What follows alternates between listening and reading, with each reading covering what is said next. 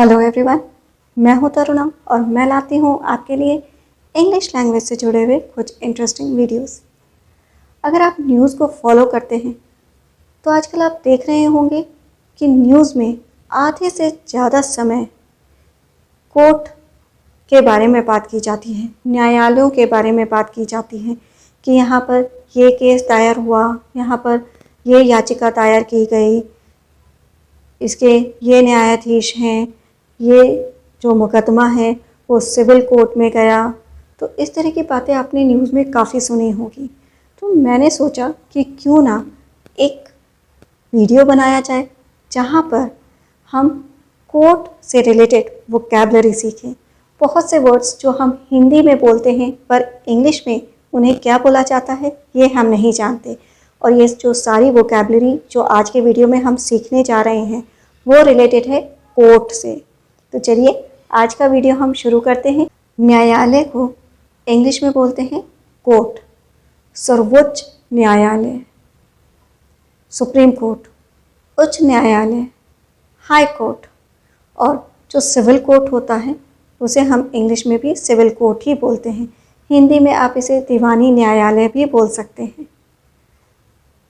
न्यायाधीश, न्यायाधीश को इंग्लिश में बोला जाता है जज। मुख्य न्यायाधीश, चीफ जस्टिस। कानून, इसकी इंग्लिश होती है लॉ, और अपराध इसकी इंग्लिश होती है क्राइम।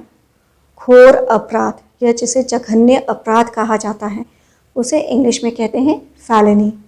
स्पेलिंग से कंफ्यूज मत होइएगा, इसका प्रोनाउंसिएशन है felony. He was convicted of felony. जघन्य अपराध दैट मीन्स फैलेनी। और जो छोटा जुर्म होता है, दुराचार होता है, खराब आचरण होता है, उसके लिए जो वर्ड हम यूज़ करते हैं इंग्लिश में वो है मिसडेमिनर। ही वॉज कन्विक्टेड फॉर मिसडेमिनर। उसे खराब आचरण का दोषी ठहराया गया। यहाँ पर दोषी ठहराना इसकी इंग्लिश होती है कन्विक्ट, और इस समय कन्विक्ट का यूज़ किया गया एज अ वर्ब। कन्विक्ट का यूज़ एज अ नाउन भी किया जाता है और उस समय इसका मीनिंग होता है अपराधी। सो अपराधी और दोषी, उसके लिए जो इंग्लिश वर्ड आप यूज़ करेंगे वो है कन्विक्ट। जिला जज, इसे इंग्लिश में कहा जाता है डिस्ट्रिक्ट जज या मजिस्ट्रेट। न्यायिक मजिस्ट्रेट, इसे इंग्लिश में कहा जाता है जुडिशियल मजिस्ट्रेट। इसके अलावा वकील, वकील को आप एडवोकेट या लॉयर भी कह सकते हैं। जज के पास एक हथौड़ा भी रहता है, उस हथौड़े को हम बोलते हैं गेवल, GAVEL, गेवल। प्रतिवादी, इसे इंग्लिश में कहा जाता है डिफेंडेंट, और जो वादी होता है उसे हम कहते हैं प्लेंटिफ। गवाह, विटनेस, और जो चश्मदीद गवाह होता है उसे हम कहते हैं आई विटनेस। संदिग्ध, इसे इंग्लिश में कहा जाता है सस्पेक्ट, और जो शिकार होता है, जिस पर कोई क्राइम किया गया है, अत्याचार किया गया है, उसे हम कहते हैं विक्टिम। शिकार, विक्टिम। निर्णय, इसे इंग्लिश में कहा जाता है वर्डिक्ट। स्पेशली जब कोर्ट की लैंग्वेज में बात की जाए तो निर्णय का इंग्लिश वर्ड जो आप यूज़ करेंगे वो है वर्डिक्ट।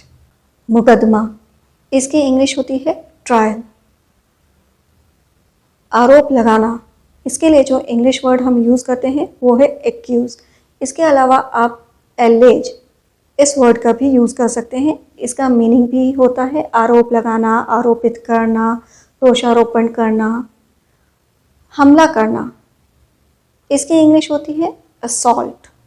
और कबूल करना, अगर आपने कोई क्राइम किया है तो उसे कबूल करना, उसकी इंग्लिश होती है कन्फेस। गवाही देना, टेस्टिफाई, और गवाही जो कि एक नाउन है इसकी इंग्लिश होती है टेस्टिमनी।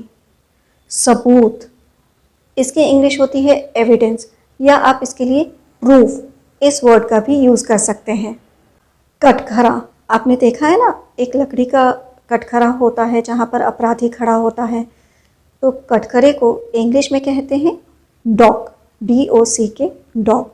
और जो न्याय भवन होता है जहाँ पर केस चलते हैं, ट्रायल होते हैं, उसे कहा जाता है कोर्ट रूम। सुनवाई, इसे इंग्लिश में कहा जाता है हियरिंग। अब कोर्ट रूम में आरोप प्रत्यारोप किया जाता है, कोई झूठा आरोप भी लगाते हैं। आरोप को इंग्लिश में कहा जाता है एलिगेशन, और झूठा आरोप इसे इंग्लिश में कहा जाता है फॉल्स एलिगेशन। कुछ लोग मानहानि का मुकदमा भी दायर करते हैं। मानहानि इसे इंग्लिश में कहा जाता है डिफेमेशन। अब जो न्याय समिति होती है वो कभी कभी फैसला सुनाती है। न्याय समिति इसे इंग्लिश में कहा जाता है ज्यूरी। बयान इसे इंग्लिश में कहा जाता है स्टेटमेंट। जो साक्ष्य होता है, गवाह होता है, वो बयान देता है ना, सो उस बयान को इंग्लिश में कहते हैं स्टेटमेंट। हलफनामा इसे इंग्लिश में कहा जाता है एफिडेविट। और कभी कभी किसी किसी की याचिका खारिज कर दी जाती है। खारिज करना इसे इंग्लिश में कहा जाता है डिसमिस। न्याय इसे कहा जाता है जस्टिस, और अन्याय इसे कहा जाता है इनजस्टिस। हवालात वापस भेजना इसे कहा जाता है रिमांड। हिरासत या हिरासत में लेना कस्टडी। कार्रवाई, कार्रवाई करते हैं ना, एक्शन। दंड या दंड देना सेंटेंस। उम्र कैद लाइफ सेंटेंस। एकांत कारावास सॉलिटरी कन्फाइनमेंट। मृत्युदंड कैपिटल पनिशमेंट। फंदा, जो फांसी का फंदा होता है ना, उसे कहते हैं नूज़, NOOSE, नूज़। और जो फांसी का तख्ता होता है उसे कहते हैं स्कैफोल्ड।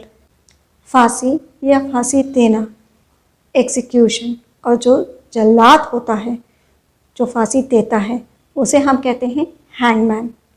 तो ये थे कुछ ऐसे वर्ड्स जो रिलेटेड थे न्यायालय से, कोर्ट से। आई होप आज का वीडियो आपको अच्छा लगा होगा और आपके लिए इंटरेस्टिंग भी होगा। अगर आपको आज का वीडियो अच्छा लगा तो इसे लाइक करें और शेयर भी ज़रूर करें।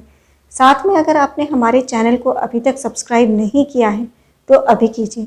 बेल आइकन को प्रेस करना मत भूलिएगा, क्योंकि तभी आपको हमारे अपकमिंग वीडियोज़ के नोटिफिकेशन इमीडिएटली मिलेंगे।